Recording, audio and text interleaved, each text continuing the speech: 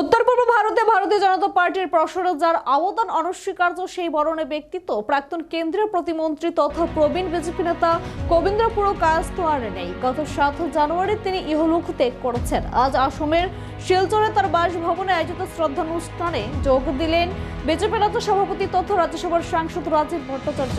বিস্তারিত দেখে নেব আমাদের টিভি চ্যানেলের পর্দায়।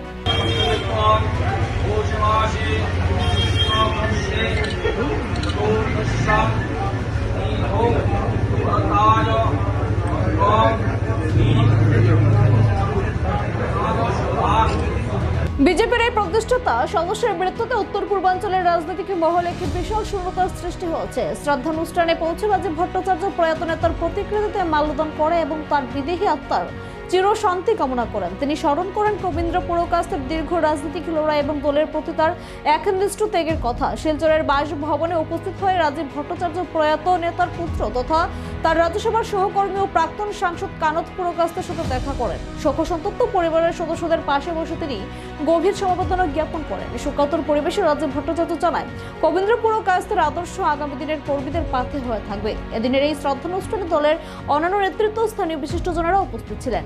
প্রয়াত নেতার কর্মময় জীবনকে পাথেয় করে বিজেপি নেতৃত্ব আগামী দিনে এগিয়ে যাওয়ার অঙ্গীকারে ব্যক্ত করেন।